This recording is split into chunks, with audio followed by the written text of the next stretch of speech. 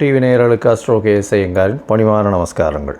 சனி வக்ரம் 15/7/2026 30/11/2026 வரலும் உண்டான காலகட்டத்தில் சனி பகவான் வக்கரமாகிறார். அதில் சனி பகவான் வக்கரம் என்னைக்கு ஆகிறார் அப்படின்னா ஆனி மாதம் 31ஆம் நாள் புதன்கிழமை சனி வக்கரமாகுது. இப்போது சனி பகவான் அதாவது மீன ராசியில் இருக்கார், உத்திரட்டாதி 3ஆம் பாதத்தில் இருக்கார். 3ஆம் பாதத்தில் வக்கரகதி அடையார் 15/7/2026. அதுக்கப்புறம் 31/8 அப்போ பார்த்தோம்னா 2ஆம் பாதத்துக்கு வரார், அதாவது உத்திரட்டாதி 2ஆம் பாதத்துக்கு வரார். அதற்கு பிறகு 30/10/2026 அப்படி பார்த்தோம்னா அன்னைக்கு 1ஆம் பாதத்துக்கு வரார்.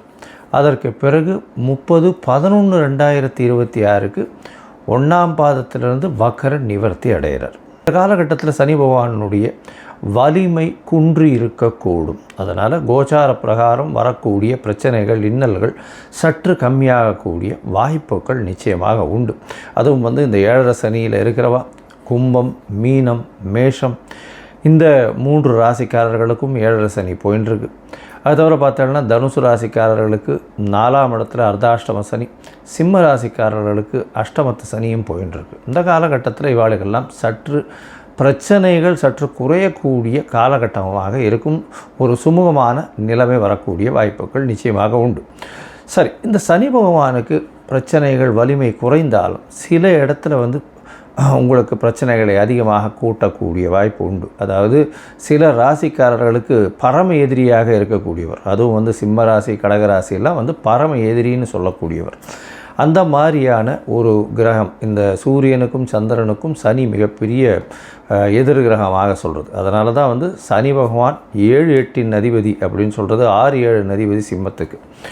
இதன் மூலியமாக கடன் தொல்லை, நோய், தவிர அசிங்கம், அவமானம் இது எல்லாத்தையுமே கொடுத்துருவார். இந்த அஷ்டமத்து சனி வந்ததுன்னா கேட்கவே வேண்டாம், எல்லா பிரச்சனையும் கொடுப்பார். அதாவது மிகப்பெரிய அசிங்கம், அவமானம் இது எல்லாத்தையுமே கொடுத்தே தீரணும் அவர். அந்த காலகட்டத்தை தாண்டித்தான் எல்லோரும் போயாகணும். பக்கத்தில் இருக்கிற கோவில்களுக்கு போயிட்டு வர்றது, அதாவது சனீஸ்வரன் நவகிரக சன்னதியில் சனீஸ்வரனை சனிக்கிழமை வழிபட்டு வருது. ஆஞ்சநேயர், அது தவிர விநாயகர், இவர்கள் இருவரும் கட்டினவர்கள், அதாவது சனீஸ்வரனை கட்டியவர்கள்னு சொன்னவார். அதனால் இவர்களை பார்த்துட்டு இவர்களை சேவிச்சுட்டு வர்றதன் மூலியமாக உங்களுடைய பிரச்சனைகள் நிச்சயமாக விலகக்கூடும். இது தவிர பார்த்தீங்கன்னா சனி பகவானுக்கு உண்டானது எள்ளு, காகத்திற்கு சாதம் போடுறது, அதுவும் சனிக்கிழமை அன்றைக்கி சுடசாதம் போடுறது மிகவும் விசேஷம். அதற்கு பிறகு நீங்கள் அன்னம் புசிப்பது ரொம்பவும் நல்லது. காகத்துக்கு சாதம், தயிர் சாதம் சனிக்கிழமை கொடுக்கறது, தானம் கொடுக்கறது, வேஷ்டி அங்கவஸ்திரம் கோவில் குருக்களில் வாழுகள்லாம் அந்தணர்களுக்கு கொடுக்கறது, அது தவிர இரும்பு சம்பந்தமான விஷயங்கள் தானம் கொடுக்கறது, லெதர் அதாவது இது தோல் சம்பந்தமான அந்த விஷயங்கள் தானம் கொடுக்கறது, கீழ்த்தட்டு மக்களுக்கு சாப்பாடு உணவு கொடுக்கக்கூடியது, இதெல்லாம் பண்ணிகிட்டே வந்தாலே. அதே மாதிரி சீனியர் சிட்டிசன் ஹோமில் போய் உங்களால் முடிஞ்ச தானம் பண்ணுறது, இதெல்லாம் சனி பகவானுக்கு உண்டான பரிகாரங்கள் அப்படின்னு சொல்லக்கூடியது. எளிய பரிகாரங்கள் உங்களால் முடிஞ்சது நீங்கள் என்ன பண்ண முடியுமோ அது டெஃபினட்டாக பண்ணலாம். இது தவிர பார்த்தாலேயானால் சனி பகவானை பொறுத்தவரை அவர் நல்ல ஒரு ஏற்றத்தை கொடுப்பார் உங்களுக்கு. அந்த சனி பகவான் குருவினுடைய பார்வையிலையோ நல்ல சுபர்களுடைய பார்வையிலையோ இருந்தால் நல்ல ஒரு ஏற்றத்தை கொடுப்பார். இப்போ பார்த்தோம்னா குருவினுடைய பார்வையில் இருக்கிறதுனால மிகப்பெரிய ஏற்றத்தையும் மாற்றத்தையும் ஒருத்தருடைய வாழ்க்கையிலையும் நிச்சயமாக கொடுப்பார். இந்த காலகட்டத்தில் சனி பகவான் கர்ம காரகன்னு சொல்கிறவர், அதை தவிர ஆயுள் காரகன்னு சொல்கிறவர். அதாவது உங்களுடைய தொழில் எல்லா விஷயத்துக்கும் முதல்ல அந்த சனி பகவான் வந்தார்னா 7 அஷ்டமம் அர்த்தாஷ்டமம் வந்ததுன்னா முதல்ல வேலையில் பிரச்சனை வரும், பணவரவுக்கு பிரச்சனை வரும். இது எல்லாமே இல்லாமல் இந்த காலகட்டத்தில் எளிய முறையில் நீங்கள் பயன் பெறணும் அப்படின்னா அவருடைய காயத்ரி மந்திரம், அவருக்கு இந்த எள் நெய் நல்லெண்ணெய் கொண்டு போய் தானமாக கொடுங்கோ, இல்லை கோவிலுக்கு விளக்கு ஏற்றுறதுக்கு கொடுத்துட்டு வாங்கோ. அது உங்களுக்கு நல்ல ஒரு ஏற்றத்தை நிச்சயமாக கொடுக்கும். சரி, இப்போது மேஷம் முதல் மீனம் வரை ஒரு ராசியாக சனியினுடைய வக்ரம் என்ன மாதிரியான விளைவுகளை தரும் அப்படின்றத பார்ப்போம். மீனம், பூரட்டாதி, உத்திரட்டாதி, ரேவதி இந்த 3 நட்சத்திரம் 9 பாதங்களை கொண்ட ராசி. ராசியின் அதிபதி அப்படின்னு சொல்லக்கூடியவர் குரு பகவான். இப்போ குரு பகவான் உங்களுடைய ராசியே பார்க்குறார், அதுவும் ரொம்ப விசேஷம். இந்த காலகட்டம் அதாவது 15/11 15/7/2026 30/11 வரலும் உண்டான காலகட்டத்தில் குருவினுடைய பார்வையில் சனி வக்கரகதியில் இருக்கார். அது ஒரு பெரிய ஏற்றத்தை கொடுக்கக்கூடிய காலகட்டமாக இருக்குது. குரு வந்து ஒரு 30 டேஸ் முன்னாடி வந்து அவர் சிம்மத்துக்கு போகிறார். அதாவது குரு பார்வை அகல்றது. இருந்தாலும் 85% நாட்கள், கிட்டத்தட்ட முக்கால்வாசி நாள், 139 நாளில் கிட்டத்தட்ட 100 நாளைக்கு மேலே குருவினுடைய பார்வை இருக்குது. அதனால் இது ஒரு நல்ல ஏற்றம். ராசிநாதன் ராசியை பார்க்கறது ரொம்பவும் நல்லது. அதுவும் சனியை பார்ப்பது ரொம்பவுமே நல்லது.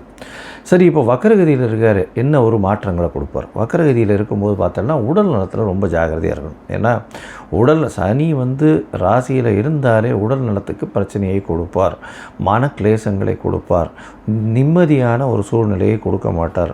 சற்று அவமானம், அசிங்கம் இதெல்லாத்தையும் பண்ண வேண்டிய கட்டாயத்தை பண்ணுவார். எந்த ஒரு விஷயத்துக்கும் தேவையில்லாமல் தலையை விடுறது உங்களுக்கு பிரச்சனையை நிச்சயமாக கொடுக்கும். வேலையில் மாறுதல்கள் வரும். வேலையில் மாறுதல்கள் இருக்கக்கூடிய காலகட்டமாக அமையும். அதுவும் வந்து பார்த்தோன்னா இந்த குரு பார்வை நகர்ந்த உடனே கண்டிப்பாக வந்து வேலையில் மாற்றத்தை கொடுத்தே தீருவார். மென்டல் ஸ்ட்ரெஸ்ஸு, அகனி இது எல்லாமே அதிகமாக இருக்கக்கூடிய காலகட்டமாக அமைய போகிறது.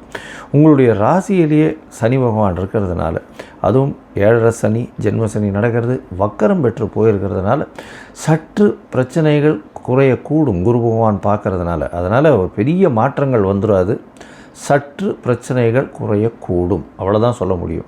அதனால் அதன் மூலியமாக உங்களுடைய பிரச்சனைகள்லாம் போயிடுத்துன்னு நினச்சிக்காதீங்க. அதனால் பொறுமையாக இருங்க, போகக்கூடிய வாய்ப்பு உண்டு. உங்களுடைய ராசியில் இருக்கக்கூடிய சனி பகவான் உங்களுடைய ராசிக்கு 3ஆம் இடத்தை பார்க்குறதுனால முயற்சிகள் எல்லாத்துலேயும் சிறு சிறு பின்னடைவு இருக்கக்கூடிய வாய்ப்பு. உங்களுடைய இளைய சகோதரர்களோட சிறு பிரச்சனைகள் வரக்கூடிய காலகட்டமாக அமையப்போகுது. ராசிக்கு சப்தமத்தில் பார்த்தீங்கன்னா சனியினுடைய பார்வை, வக்கர சனியினுடைய பார்வை இருக்குது. பார்ட்னர்ஷிப் பிஸ்னஸில் பின்னடைவு இருக்கும். எதிர்பாலினத்தவர் மூலியமாக சற்று பின்னடைவு இருக்கக்கூடிய வாய்ப்புகள் உண்டு.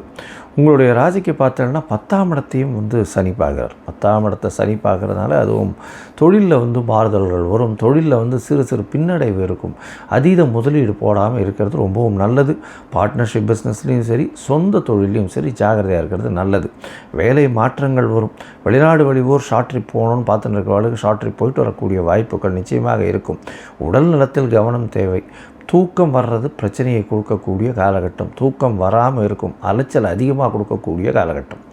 சரி, மொத்தத்தில் பார்க்கும்பொழுது இந்த மீனராசிக்காரர்களுக்கு ஜென்மசனி நடக்கிறதுனால உடல் நலத்தில் ரொம்ப ஜாகிரதையாக இருக்கிறது நல்லது. பேச்சிலும் சரி, உங்களுடைய சொல் செயல் எல்லாத்துலேயுமே ரொம்ப ஜாகிரதையாக இருக்கிறது நல்லது. எந்த ஒரு விஷயத்தை எடுத்தாலும் பிரச்சனைகள் வரக்கூடிய வாய்ப்புகள் இருக்கும். தேவையில்லாமல் தலையிடாதீங்க, பிரச்சனையாகக்கூடிய வாய்ப்பு. வேலையில் மாறுதல்கள் வரக்கூடிய வாய்ப்பு. முயற்சிகளில் சிறு சிறு பின்னடைவு இருக்கக்கூடிய காலகட்டமாக அமையும். இளைய சகோதரர்களோடு நிச்சயமாக பிரச்சனை இருக்கும். எழுத்து பணியில் இருக்கிறவங்களுக்கு சற்று பின்னடைவு இருக்கக்கூடிய காலகட்டம்.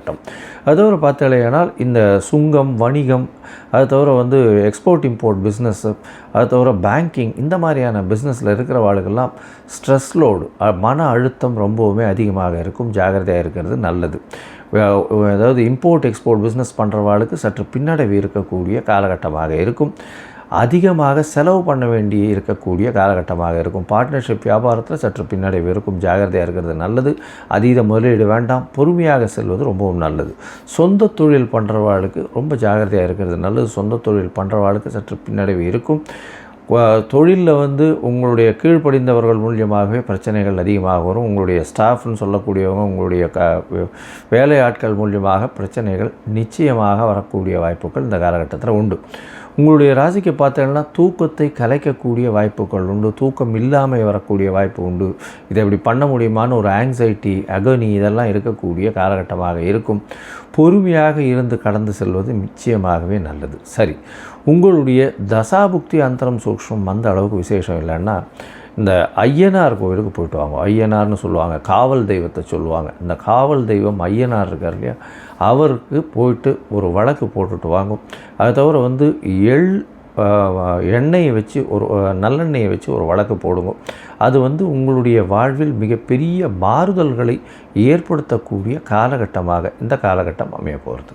கடவுள் அருள் டிவியை பார்த்தமைக்க நன்றிகள். மேலும் இது போன்ற தகவல்களை தெரிந்து கொள்ள கடவுள் அருள் டிவியை சப்ஸ்கிரைப் செய்யுங்கள். மறக்காமல் பெல் ஐக்கானை கிளிக் செய்யுங்கள்.